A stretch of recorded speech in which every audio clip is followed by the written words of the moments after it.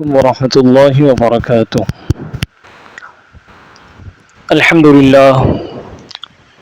للہ رب العالمین، والصلاة والسلام علی سید الانبیاء والمرسلین وعلی آلہ واصحابہ واتباعہ وعترتہ اجمعین، اما بعد، فاعوذ باللہ من الشیطان الرجیم، بسم اللہ الرحمن الرحیم۔ ان اول بیت وضع للناس للذی ببکہ آمنت باللہ صدق اللہ مولانا العظیم۔ آئیے ہم اور آپ اپنی اور ساری کائنات کے مرکز عقیدت، قبلہ اطاعت، کعبہ انقیاد، جو سبل السلام کے مرشد اعظم ہے، یتیموں کے چارہ گر ہے، معلم کائنات ہے، خلد نظارہ ہے، شہر آرزو، جان تمنا، مرکز عقیدت، نبی رحمت، شفیع امت، ارواحنا فدا صلی اللہ تعالی علیہ وسلم کی مقدس بارگاہ میں مل جل کر جن الفاظ میں پڑھا ہوں، میرے ساتھ مل کر محبت میں ڈوب کر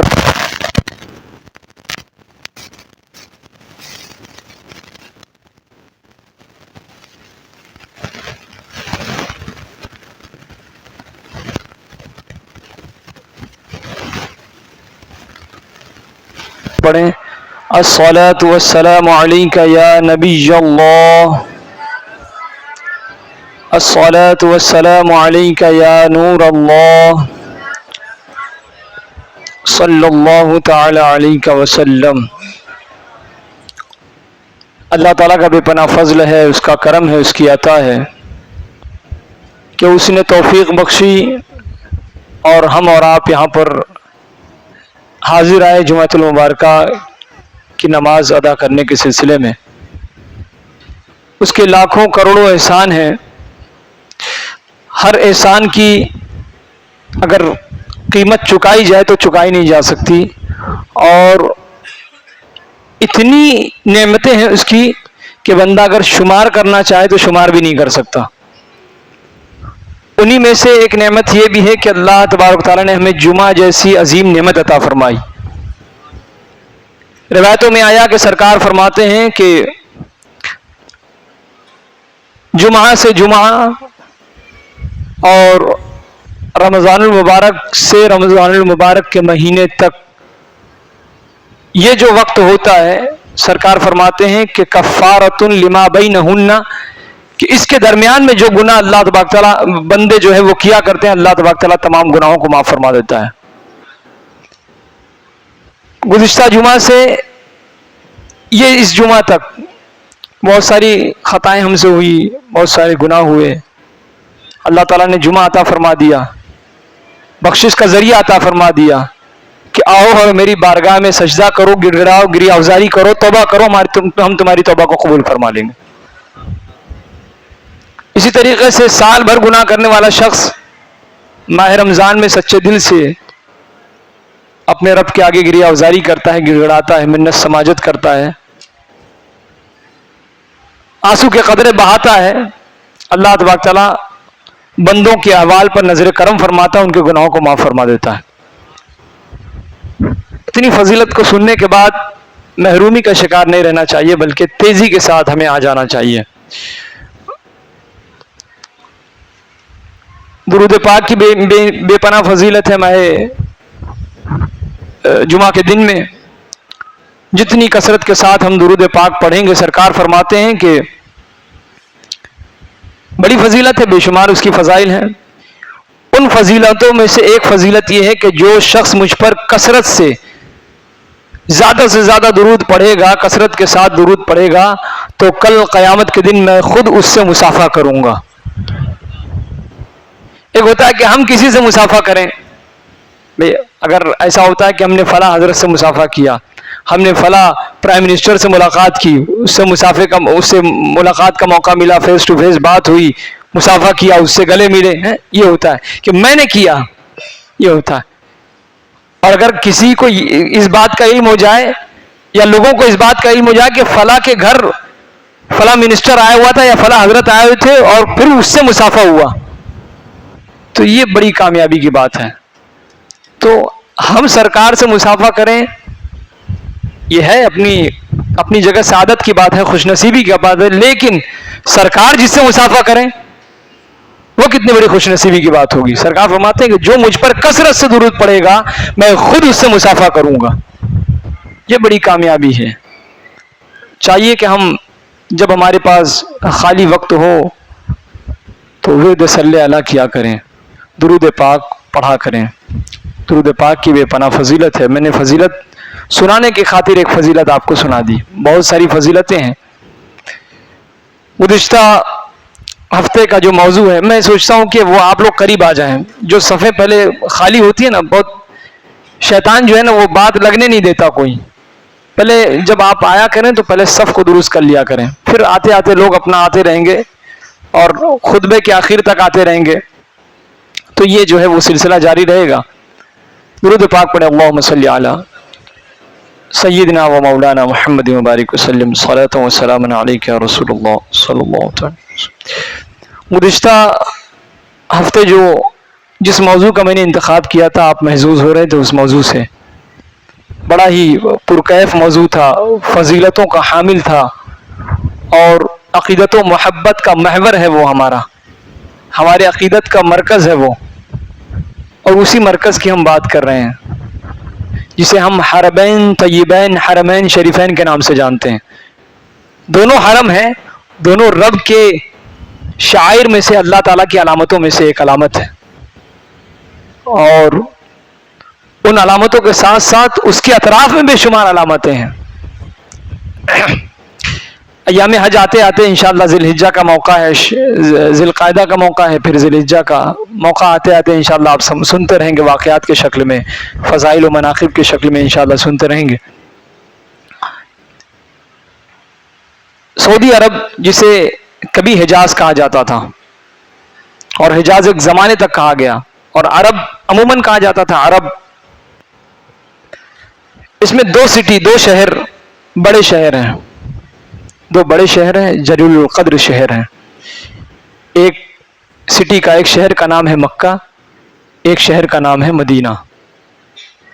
مکے میں خانہ کعبہ ہے جس سے منسلک مسجد حرام ہے، مدینے میں مسجد نبوی ہے. ان دونوں کو ملا کر حرمین کہا جاتا ہے. ایک حرم مکی اور ایک حرم مدنی، دونوں ملا کر حرمین بنے. بڑی فضیلت ہے ان دونوں کی. اور اسی کے تعلق سے گزشتہ میں نے کہا تھا پہلے ہم مکے کی فضیلت سماعت کرتے ہیں کہ دنیا میں اور بھی جگہ ہیں، ان کا بھی کہیں ذکر آیا ہوگا، لیکن ان کا ذکر آیا ہے یہ یقینی ہے. ان کا ذکر آیا ہے، اس میں کوئی ڈاؤٹ نہیں ہے، یقینی ہے. ان کا ذکر قرآن میں بھی آیا، ان کا ذکر حدیث میں بھی آیا، اور اس زمانے سے لے کر صبح قیامت تک ان کا ذکر چلتا رہے گا. اتنی فضیلتوں کا حامل ہے دونوں شہر. مکہ سرکار دو عالم صلی اللہ علیہ وسلم جو ہے وہ مکے کے تعلق سے فرماتے ہیں، گزشتہ بھی میں نے یہ روایت بیان کیا تھا کہ اللہ کے رسول فرماتے ہیں کہ ما اطیبکی من بلد واحبکی الیہ، کیا ہی خوب، کیا ہی بہترین شہر ہے تو، کیا ہی خوب شہر ہے مکہ. واحبکی الیہ، اور مجھے کتنا محبوب ہے تو، کتنا پسندیدہ ہے مجھے تو. ولولا ان قومی، اگر بے شک میری قوم اخرجونی منک، اگر مجھے تجھ سے مجھے نہ نکالتی، مجھے تجھ سے نہ نکالتی تو ما سکنت غیرک، میں تیرے علاوہ کہیں رہنا پسند ہی نہیں کرتا. میں تجھ میں ہی رہتا ہے مکہ شہر، میں تجھ میں ہی رہتا، تیرا ہی ساکن رہتا، تجھ میں ہی آباد رہتا، اور مکے میں ہی رہتا، میں کہیں نہیں جاتا. حضور فرماتے ہیں. اور اس کے بعد سرکار فرماتے ہیں کہ ان رسول اللہ صلی اللہ علیہ وسلم قام یوم الفتح، اللہ کے رسول صلی اللہ علیہ وسلم یوم الفتح، فتح مکہ کے دن کھڑے ہوئے. فقال اور کہا، لوگوں سے کہا فتح مکہ کے دن جب اسلام لاکھوں صحابہ کی شکل میں لوگ موجود تھے اور اللہ تبارک تعالیٰ نے بڑی شان و شوکت کے ساتھ مسلمانوں کو مکے میں داخلہ عطا فرمایا تھا، وہ کب؟ جب ہجرت سے دوچار ہوئے تھے، اپنے شہر سے نکالے گئے تھے، پھر اسی شہر میں لائے گئے بڑی شان و شوکت کے ساتھ.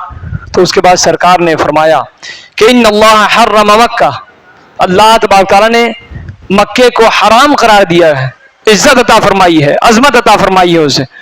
یوم خلق السماوات والارض، جس دن سے اللہ تعالیٰ نے زمین و آسمان کی تخلیق فرمائی، اس دن سے مکہ جو ہے وہ عظمت والا ہے، اہمیت والا ہے، ادب والا ہے، احترام والا ہے.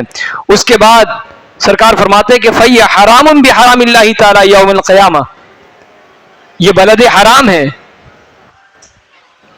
عظمت والا شہر ہے، اِلَى يَوْمِ الْقِيَامَةِ، قیامت تک اللہ تعالیٰ نے اسے حرام قرار دیا ہے، عزت والا قرار دیا ہے، عظمت والا قرار دیا ہے. لم تحل لأحد قبلی، مجھ سے پہلے کسی کے لیے حلال نہیں تھا یہ، اور ولا تحل لأحد بعدی، سرکار فرماتے کہ نہ میرے بعد یہ حلال ہوگا کسی کے لیے. ولم تحلل لی قط الا ساعة من الدهر، اور اس وقت یعنی جب فتح مکہ میں جب مکے میں داخل ہو رہے تھے سرکار، تو سرکار فرماتے کہ اس ساعت کے بعد پھر کسی کے لیے حلال بھی نہیں ہوگا. اس وقت وہ کیا وقت تھا؟ اللہ تعالیٰ نے حضور کو عظیم الشان طریقے سے مسجد مکے میں داخلہ عطا فرمایا. تو حال تو یہ ہونا چاہیے تھا کہ جن جن لوگوں نے مسلمانوں کو اذیت دی تھی، تکلیف دی تھی، پریشان کیا تھا، زد و کوب کیا تھا، مارا تھا، گھر لوٹا تھا، فصلیں تباہ کی تھی، بال بچوں پر ظلم کیا تھا، تمام سے بدلہ لینے کا حکم تھا. حکم تو یہی ہونا، اسلام کا طریقہ بھی وہی ہے اور منشور عالم ہے، پوری دنیا کا قانون ہے کہ یہ ہے کہ جس نے جس کے ساتھ زیادتی کی اس کے ساتھ زیادتی ہوگی، کسی اور کے ساتھ نہیں ہوگی. طریقہ تو یہ ہونا تھا کہ جن لوگوں نے ظلم کیا تھا ان کے ساتھ بھی ظلم کا معاملہ کیا جاتا. لیکن سرکار جو ہے اس دن سرکار نے غلبہ پانے کے بعد، قوت پانے کے بعد، اختیار ہونے کے بعد سرکار نے معاف فرما دیا سب کو. پوری دنیا کے اندر کوئی یہ تاریخ پیش نہیں کر سکتا کہ سرکار نے ظالموں پر غلبہ پانے کے بعد سرکار نے سب کو معاف فرما دیا اور یہ کہا کہ لا تثریب علیکم اليوم اذهبوا وانتم الطلقاء، آج تم پر کوئی زبردستی نہیں ہوگی، آج جاؤ تم آج آزاد ہو. مچل کے کہتے ہیں کفار کو سرکار نے یہ پیغام دیا کہ آج تم آزاد ہو، تم نے ماضی میں جو کچھ کیا، جو خطائیں کی، جو غلطیاں کی، جو قتل و غارت کیا، خون بہایا، پریشان کیا، زد و کوب کیا، یہاں تک کہ ہمارا جینا دوبر کر دیا، ہمیں مدینہ جانا پڑا، ہجرت کرنی پڑی، سرکار نے معاف فرما دیا. یہ ہے منشور عالم.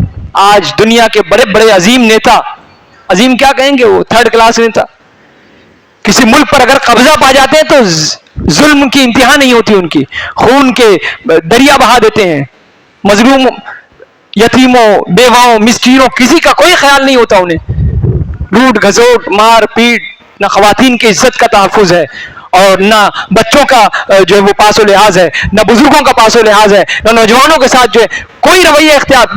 بالکل آپ دیکھ سکتے ہیں آج جو ہمارا پڑوسی ملک ہے پاکستان، سب مسلم ہیں، سب مسلمان ہیں وہاں، لیکن مجال ہے کہ رسول اللہ کے پیغام پر انہوں نے عمل کیا ہو. آج قتل و غارت گری ہے، نہ جانے کیا کیا، کرپٹ ہے پورا ملک، تباہ و برباد ہو گیا وہ ملک. لیکن سرکار دو عالم صلی اللہ علیہ وسلم نے جو پیغام پوری دنیا کو دیا تھا بڑا پاکیزہ ہے، صاف ستھرا ہے. تو اس دن جو ہے ہونا تو یہ چاہیے تھا کہ جب حضور فتح مکہ میں داخل ہو رہے ہیں، فتح مکہ ہونا ہے، تو ہونا تو یہ چاہیے تھا کہ کفار کو مارتے اور وہاں پر ان کا خون بہاتے. لیکن حلال ہونے کے بعد، خون حلال ہونے کے بعد بھی سرکار دو عالم صلی اللہ علیہ وسلم ان پر ظلم نہیں کیا، ان سے بدلہ نہیں لیا. انصاف کی کتنی عظیم داستان ہے. تو سرکار فرماتے ہیں کہ وہ ایسی زمین ہے کہ مجھ سے پہلے کسی کے لیے حلال نہیں تھی اور میرے بعد کسی کے لیے حلال نہیں ہوگی. اور فرمایا کہ سرکار نے کہ اس وقت یعنی جب فتح مکہ میں مسلمان، فتح مکہ والے دن جب مسلمان داخل ہو رہے تھے مکہ میں، تو اس دن بھی یہ حال تھا کہ دشمنوں سے بدلہ لیا جا سکتا تھا. سرکار فرماتے ہیں کہ اس وقت، بس اس وقت میرے لیے حلال ہے، اس کے بعد جو ہے وہ منع کر دیا گیا اور حرام قرار دیا گیا کہ یہاں پر ہر نفس کی تحفظ، ہر نفس کا جو وہ عزت اور ان کے جان کا تحفظ جو ہے وہ ضروری ہوگا، اسی کہ اللہ تبارک تعالیٰ نے فرمایا ہر جان کی عزت محفوظ ہوگی یہاں پر، ہر جاندار چیز کو، کسی کو کوئی ڈسٹربنس نہیں کرے گا، کسی کی کوئی جان نہیں لے گا۔ حرام یعنی حرمت والا، عظمت والا، ادب و احترام والا۔ اور پھر سرکار فرماتے ہیں کہ لا ينفر صیدها، اگر کوئی شکار بیٹھا ہے تو اگر مکے میں بیٹھا ہے اور سکون کے ساتھ بیٹھا ہے تو کسی کو یہ حق نہیں پہنچتا کہ اسے بھگا دے اٹھا کر۔ اس شہر کا اتنا ادب ہے، اور اگر وہ حرم مکی آ جائے تو اس کا بڑا جو ہے وہ احترام کرنے کی یہاں پر دعوت فکر دی گئی۔ ولا يعضد شوكها، اور اس کے درخت نہیں کاٹے جائیں گے۔ مکے میں جو درخت خانہ کعبہ سے متصل اس مکے شہر میں جو درخت ہوں گے ان درخت کو بھی نہیں کاٹا جائے گا۔ یہ ادب کی بات سرکار علیہ السلام نے فرمائی۔ اور اس کے علاوہ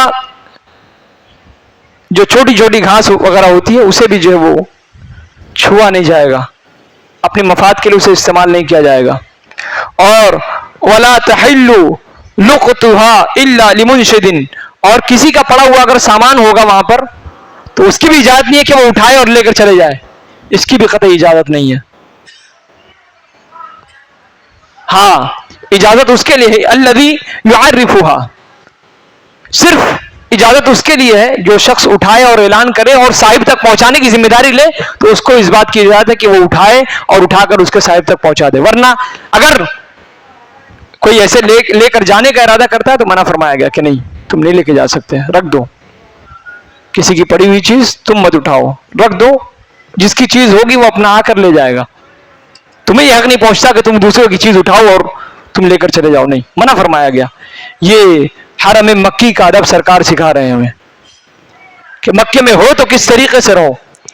اس کے بعد سرکار دو عالم صلی اللہ علیہ وسلم فرماتے ہیں، جو میں نے گزشتہ ہفتے آپ کی خدمت میں پیش کیا تھا، کہ آدمی مکے میں پہنچا، مسجد حرام میں پہنچنے کے بعد سرکار فرماتے ہیں کہ جس کو یہ سعادت مل جائے کہ ایک نماز وہ مکے میں پڑھے، ہم تو بے شمار نماز پڑھتے ہیں خانہ کعبہ میں، مسجد حرام میں بے شمار نماز پڑھتے ہیں، اس میں سے ایک نماز کے بارے میں سرکار فرماتے ہیں کہ صلاتم فی المسجد الحرام، ایک نماز مسجد حرام میں افضل من 100,000، 1,00,000 نماز کے برابر ثواب ملے گا۔ فیما سوا، دنیا میں کوئی بھی مسجد ہو وہ اپنی جگہ، اس کا ادب و احترام اپنی جگہ، اس کی فضیلت اپنی جگہ، لیکن جو مسجد حرام میں نماز پڑھی گئی ہے اس کی بات ہی کچھ اور ہے، 1,00,000 ثواب ملے گا۔ سجدہ ہم نے ایک کیا ہے، 1,00,000 سجدوں کے برابر ثواب ملے گا۔ رکوع ہم نے ایک کیا ہے، 1,00,000 رکوع کے برابر ثواب ملے گا۔ یہ فضیلت ہے۔ ہم دنیا کا رخ تو کرتے ہیں، جب سفر کرنا ہوتا ہے، انٹرٹینمنٹ کرنا ہوتا ہے، جب دل مزمحل ہو جاتا ہے، بے چین ہو جاتا ہے، تو ہمارا شہر گرمی کی چھٹی میں جب ہم بیزار ہو جاتے ہیں سال بھر، تو گرمی کی چھٹی میں چل دیا گاؤں، فیملی لیے اٹھا جا کے کہیں پر ٹھنڈی جگہ پر چلے گئے، کشمیر چلے گئے، مہابلیشور چلے گئے، نہ جانے کہاں کا، تسکین قلب کے لیے، دل کو کیسے بھی سکون مل جائے، دل کو اطمینان مل جائے۔ لیکن سرکار فرماتے ہیں کہ فضیلتوں کو سننے کے بعد اگر کسی کے پاس استطاعت ہے تو سیدھا اس سرزمین کا رخ کرے جہاں پر ایک نماز کا ثواب جو ہے 1,00,000 کے برابر ملتا ہے۔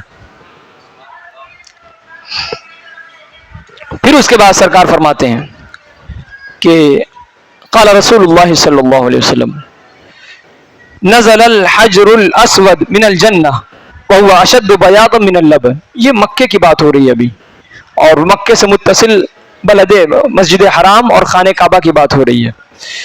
سرکار فرماتے ہیں کہ نزل الحجر الاسود من الجنہ، حجر اسود جو ہے یہ جنت سے نازل ہوا۔ کہاں سے آیا؟ مچل کے بول دیں۔ ایک بیوقوف تھا، اور بیوقوف ہے وہ، پاکستان کا کوئی ہے، وہ گوہری کر کے لگاتا ہے، وہ جاہل آدمی ہے۔ علماء کا کام اگر جاہل شروع کر دیں تو کیا ہوگا آپ اندازہ لگا سکتے ہیں۔ ڈاکٹر کا کام ان پڑھ کرنا لگے تو کیا ہوگا، انجیکشن کی جگہ، دوا کی جگہ وہ اگر بے ہوشی کی دوا مارنا ہے تو مارنے کی دوائی دے دے گا، چل بسے گا وہ۔ سن کرنے کی اگر دوا انجیکشن لگانا ہے وہ پتا چلے گا کہ وہ کوئی دوا کوئی انجیکشن دے دے گا، بیچارہ وہ پتا چلا کہ صحت یاب ہونے کے بجائے مریض ہو جائے گا اور موت کے منہ سے نکلنے کے بجائے موت کے منہ میں چلا جائے گا۔ انجینئر ہے، اگر کوئی کسی کا کام کرنے لگے تو پتا چلا کہ نظام کائنات میں تبدیلی آ جائے گی، اس کے نقصانات خود ہم کو جھیلنے پڑیں گے۔ اگر ہم نے کسی چاکلیٹ آدمی کو دے دیا، حکمت دے دی، جو ان پڑھ نیم کم علم کو اگر ہم نے حکیم جان لیا اور اسے یہ نسخہ وغیرہ بتا دیا، اگر اس نے حکمت شروع کر دی تو کیا ہوگا؟ جانوں کا نقصان ہی ہونا ہے، فائدہ کچھ نہیں ہونا ہے، سمجھ رہے؟ اس طریقے سے ڈاکٹری کا کام اگر اسی طریقے سے اہل علم کا کام اگر کوئی جاہل شروع کر دے تو آپ اندازہ لگا سکتے ہیں کہ کیا نقصان ہوگا۔ جو جائز ہے اس کو ناجائز کہہ دے گا، جو ناجائز ہے اسے جائز کہہ دے گا، جو چاہے گا وہ کہے گا۔ تو اس نے کہا نعوذ باللہ کہ حجر اسود بھی جو ہے وہ جیسے وہ شیلنگ ہوتا ہے اسی طریقے سے حجر اسود ہے، اور بلکہ وہ دونوں جو ہے ایک ہی ہے۔ میں نے سنا تو بڑی ہنسی بھی آئی، تعجب بھی ہوا۔ بتائیے، آسمانی نظام و جنت سے اترا ہے، اس چیز کا تصور ہم حجر اسود کے ساتھ ہم نے اس کو ملا دیا۔ کتنے ظالم ہیں، کتنے سفاک ہیں، کتنے کم علم ہیں، کتنے پڑھے کم ان پڑھ ہیں کہ کس چیز کو کس سے ہم ملا رہے ہیں، موازنہ کرنا بھی ہمیں نہیں آتا۔ عقل ہوتی تو خدا سے نہ لڑائی لیتے، اگر عقل ہوتی تو کم سے کم سوچتے سمجھتے کہ ہم کیا کہہ رہے ہیں، کس کے بارے میں کیا کہہ رہے ہیں۔ حجر اسود جنت سے آیا ہے، اور وہ جو پتھر ہے نہ جانے کیا ہے، وہ خود وہ نہیں ججمنٹ کر پا رہے، وہ نہیں فیصلہ کر پا رہے کہ ہم اس کو مانتے ہیں تو کس بنیاد پر مانتے ہیں۔ سمجھ میں آ رہی ہے بات آپ کو؟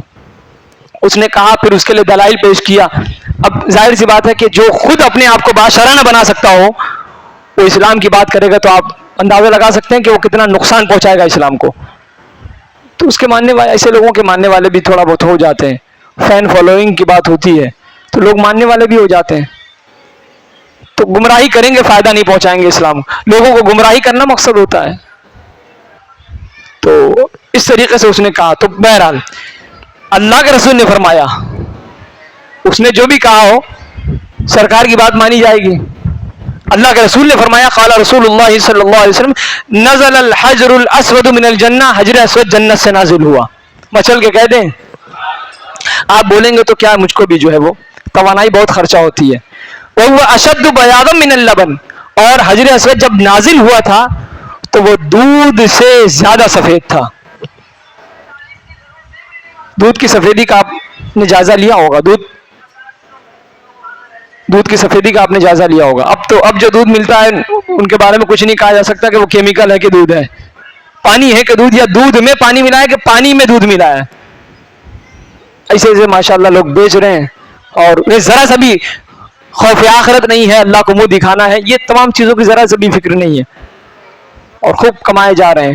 لوگوں سے پیسے اتنے ہی لے رہے ہیں، اب تو 84 روپیہ ہے، سمجھ رہے ہیں؟ بلکہ اس کو شیئر مارکیٹ میں دودھ کو لگا دینا چاہیے، سونا ہٹا دینا چاہیے، شیئر مارکیٹ میں دودھ ڈال دینا چاہیے کہ دودھ کا ریٹ آج اتنا، دودھ کا ریٹ آج اتنا۔ چند گنڈے بیٹھے ہیں یہی سب کر رہے ہیں فالتو کام۔ ہم کو معلوم ہے کہ دودھ کتنے میں آنا چاہیے، کتنے میں مل جانا چاہیے، 50 روپیہ 60 روپے بہت ہے اس کے لیے، اس کے باوجود بھی لوٹ کھسوٹ مچائے ہوئے، روزانہ روزمرہ کا ہمارا استعمال ہے دودھ، اس کے باوجود لوٹ کھسوٹ کا یہ عالم ہے کہ وہ ذرا سا بھی جو ہے وہ عوام کی کوئی فکر نہیں ہے، غریب غربت میں پیسا چلا جا رہا ہے، ان کو ذرا سا بھی فکر نہیں۔ 84 روپیہ ہے، آپ اندازہ لگائیں، ابھی 80 ہو گیا ہوگا شاید، کل 84 تھا دودھ۔ بہرحال تو حجر اسود جب نازل ہوا تو دودھ سے زیادہ سفید تھا، اور پھر فسودته خطایا بنی آدم، تو بنی آدم کے خطاؤں نے اسے کالا کر دیا۔ آج حجر اسود جو ہے، آپ دیکھے ہوں گے جو جانے والے ہیں جن کو ایسا موقع ملا ہے، اللہ تبارک تعالیٰ نے وہ پاکیزہ دیار دکھایا ہے، وہ دیکھے ہوں گے کہ آج حجر اسود جو ہے وہ کالا نظر آتا ہے۔ دیکھے نہیں دیکھے؟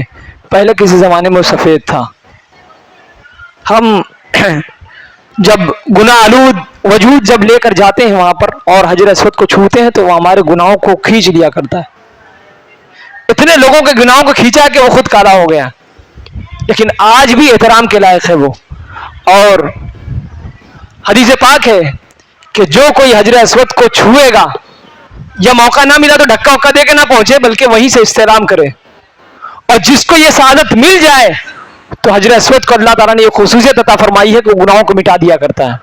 مچل کے کہہ دیں. اور روایت ہے کہ سرکار دو عالم صلی اللہ علیہ وسلم فرماتے ہیں کہ قال رسول اللہ صلی اللہ علیہ وسلم ان مسح الرکن الیمانی, رکن یمانی کو چھونا اور رکن اسود کا چھونا یعنی حجر اسود کا چھونا, یحط الخطایا خطا, گناہوں کو مٹا دیا کرتا ہے سرکار فرماتے ہیں.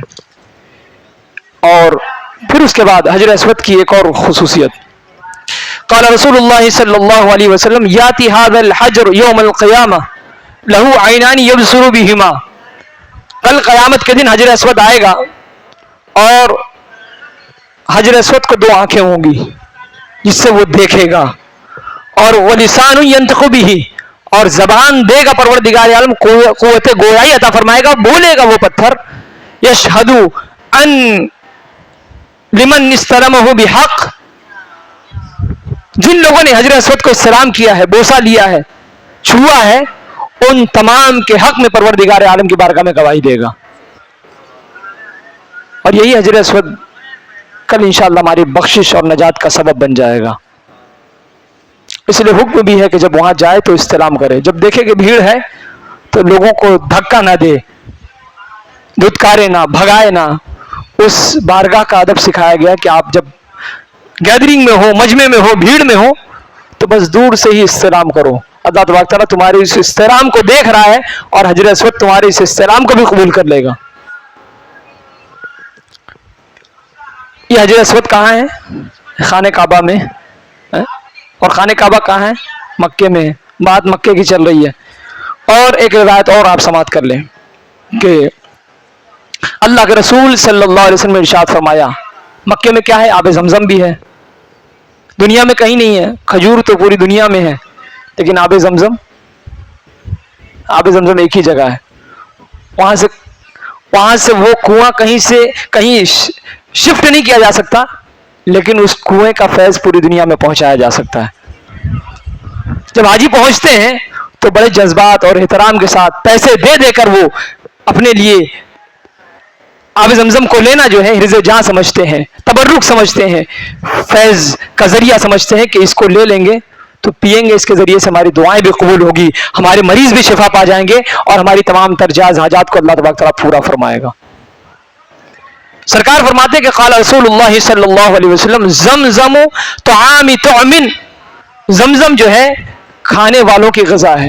مچل کے کہہ دیں, جو کھائے گا یعنی جس ارادے سے, پینے کے ارادے سے پی رہا ہے تو فائدہ ہے, اور کھانے کے ارادے سے بھی پیے گا تو کھانے کی جگہ بھی استعمال ہوگا. وہ آپ نے واقعہ پڑھا ہوگا انشاءاللہ, موقع آئے گا تو بتاؤں گا. حضرت حاجرہ کا واقعہ آپ نے سنا ہوگا. سرکار فرماتے کہ زمزم طعام طعم, کھانے والوں کا کھانا ہے, اور وہ شفاء سقم, اور بیماروں کے لیے پانی ہے, شفا کا ذریعہ ہے. وہ پانی جو ہے شفا کا ذریعہ ہے بیماروں کے لیے.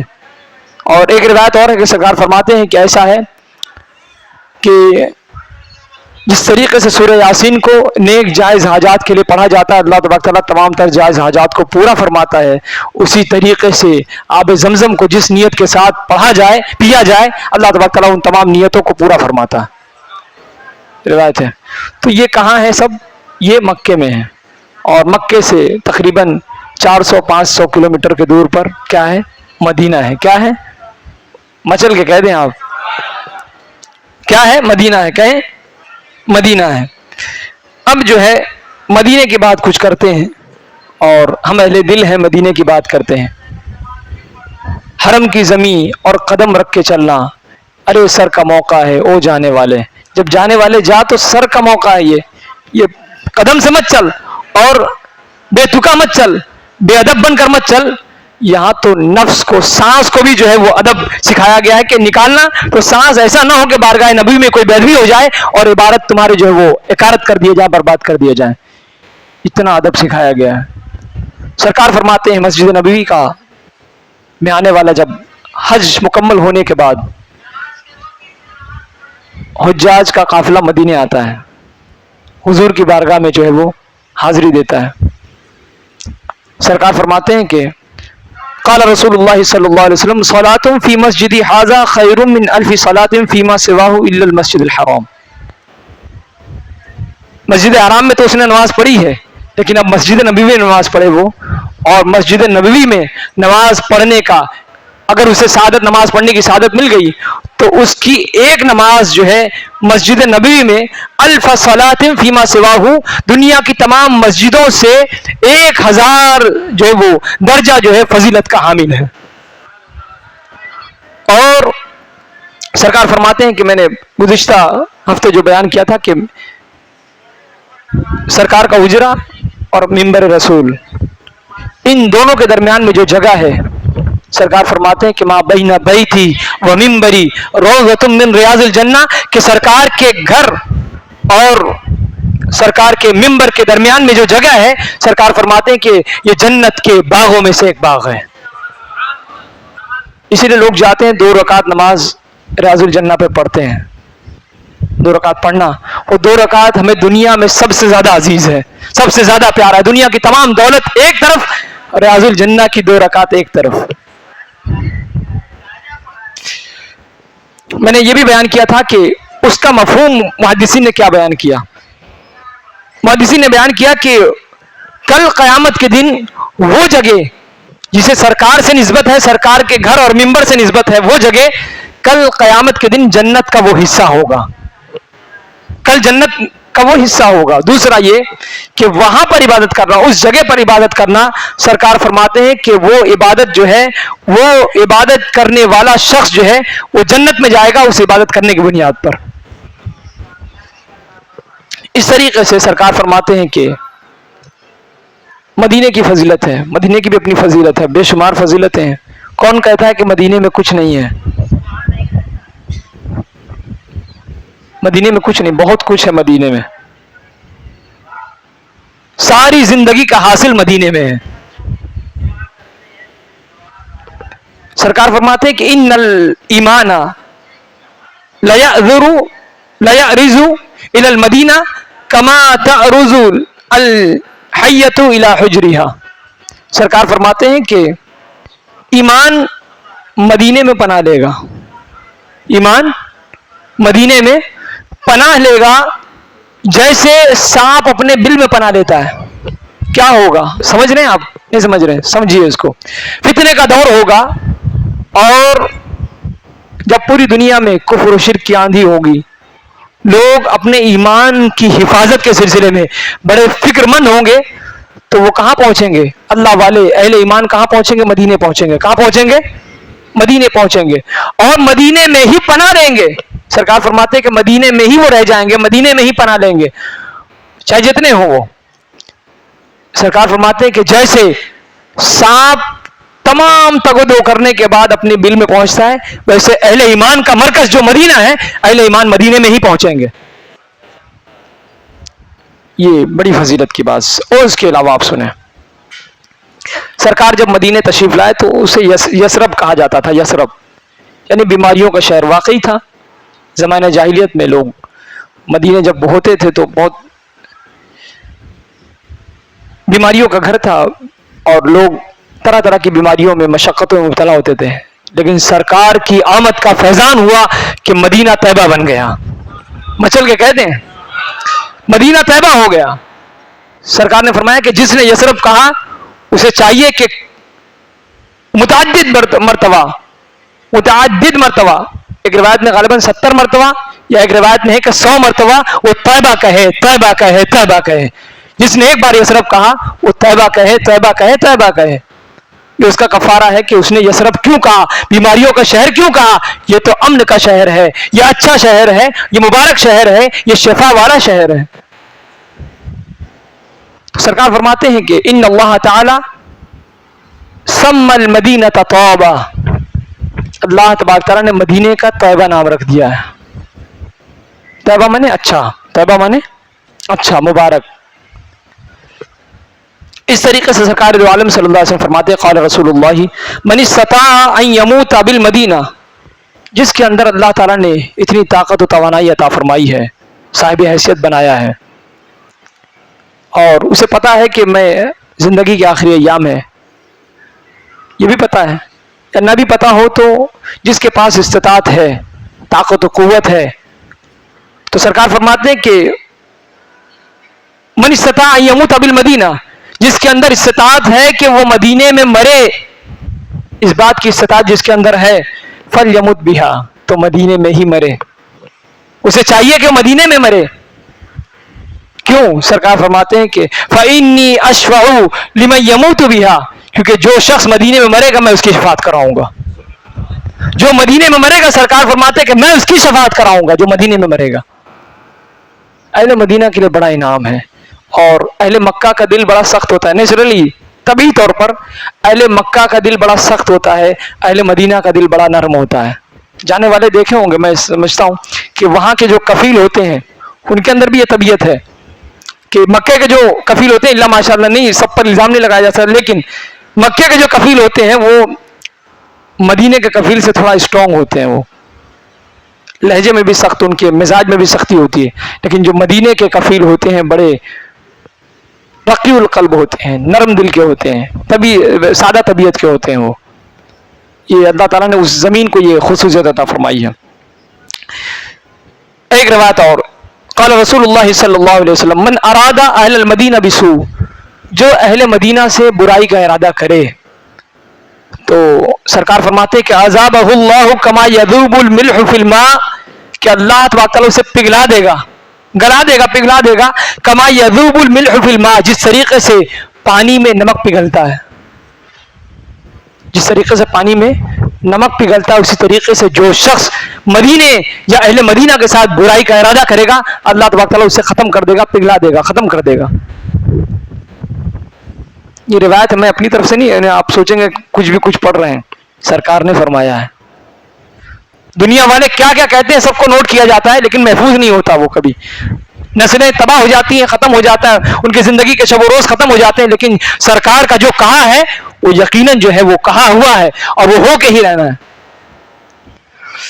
اس طریقے سے سرکار فرماتے ہیں کہ قال رسول اللہ صلی اللہ علیہ وسلم من اخاف اہل المدینہ اخافہ اللہ، جو مدینے والوں کو ڈرائے گا اللہ تعالیٰ اسے ڈرائے گا۔ اس طریقے سے قال رسول اللہ صلی اللہ علیہ وسلم علی انقاب المدینہ، مدینے کے داخل پر، مدینے کے داخلی دروازے پر، یا مدینے کا جو داخل ہونے کا جو راستہ ہے اس داخلی راستے پر ملائکۃ، فرشتے ہیں، فرشتے مقرر کر دیا اللہ تعالیٰ نے، لا يدخلها الطاعون، طاعون کی بیماری مدینے میں نہیں آئے گی، مچل کے کہہ دیں طاعون کی بیماری مدینے میں نہیں آئے گی، ولد دجال، اور جب دجال آئے گا تو کہیں بھی آئے گا، جہاں چاہے گا وہاں جائے گا، لیکن مدینے میں نہیں آئے گا، لیکن مدینے میں دجال، اسی لیے اہل مدینہ جو مدینے میں ہوں گے اس وقت بھی وہ دجال کے شر سے محفوظ رہیں گے۔ پوری دنیا دجال سے پناہ مانگتی ہوگی، کچھ اس کے فتنے میں پڑ جائیں گے، لیکن اللہ تبارک تعالیٰ، اللہ کے رسول کا خاص فیضان ہوگا کہ اللہ تبارک تعالیٰ، اللہ کے رسول کا اس شہر میں رہنا جو ہے ایمان کی ضمانت ہوگی اور دجال سے حفاظت کا بہت بڑا ذریعہ ہوگا۔ اس طریقے سے بے شمار روایتیں ہیں، باتیں ہیں، ہمیں چاہیے کہ ہم جب جائیں، جب فضیلتیں سن لیں تو پھر اس کا ادب و احترام اور بڑھ جاتا ہے، تمنا ہو جاتی ہے کہ پروردگار کاش وہ دیا دیکھنا ہمیں نصیب فرمائے۔ جن کو یہ سعادت ملی ہے خوش نصیب ہیں، جنہیں نہیں ملی ان کے دل میں حسرت ہے کہ پروردگار کب ہمیں وہ پاکیزہ دیار دیکھنے کا موقع ملے گا۔ اللہ تبارک تعالیٰ ہم سب کو نیکیوں کی توفیق عطا فرمائے۔ دوران گفتگو جو بھی خطا ہوئی پروردگار مجھے معاف فرمائے۔